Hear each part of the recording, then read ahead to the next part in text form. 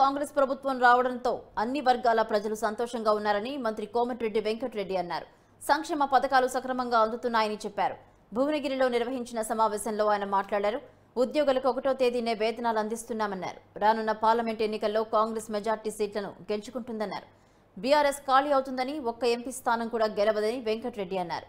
Group 1 DSC నోటిఫికేషన్లు ఇచ్చామని, అభివృద్ధి కార్యక్రమాలకు ప్రణాళికలు రచిస్తున్నామని తెలిపారు. యాదగిరిగుట్ట దేవస్థానం నిర్మాణంపై విచారణ చేస్తామని తెలిపారు. రీజనల్ రింగ్ రోడ్ నిర్మాణం విషయంలో మార్పులు చేర్పులుంటాయని, ఎవరికీ ఇబ్బంది లేకుండా దాన్ని పూర్తి చేస్తామని చెప్పారు. గ్రామాలకు రోడ్లు పెట్టాం, పొలంపాక లాంటి బిడ్జి ఎక్కువ సమస్య ఉన్న దాన్ని పరిష్కరించినాం. పొలంలోనే bus stop R&R Anil Kumar Reddy గారు నా దగ్గరకు వచ్చి మాట్లాడినప్పుడు దాన్ని కూడా పిలిపించి పరిష్కరిస్తాం. మీకల్లా కోరేది ఒకటే, ఒక నెల రోజులు మాకు సమయం ఇవ్వండి. 40 రోజులు 14వ తారీఖు నోటిఫికేషన్ వస్తే మొదటి పేజీలోనే తెలంగాణ ఎన్నికలు ఉంటాయి. మనం ఈసారి మాత్రం 13-14 సీట్లు తెచ్చుకుంటే బీజేపీ నా పెద్ద లేదు మన జిల్లాలో, మన రాష్ట్రంలో.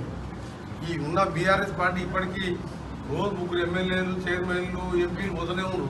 వాళ్ళంటే బలవంతంగా డబ్బులు ఇచ్చి కొన్నారు కదా తప్ప మీ వాళ్ళు స్వచ్ఛందంగా కొందరు బీజేపీలో పోతారు, కొందరు ఎక్కువ మంది మా దగ్గరికి గ్రామ స్థాయి నుంచి మండల స్థాయి, జిల్లా స్థాయి నాయకులు మా దగ్గరికి. అందుకనే కేసీఆర్ గారు ఇలాంటి మాటలు అసెంబ్లీకి వచ్చి మేము చేసిన పథకాల గురించి ఒకసారి అదే మంచిగా ఫ్రీ కరెంట్ ఇస్తున్నారు, ఆర్టీసీ మహిళలకు ఉచితంగా ఇస్తున్నారు.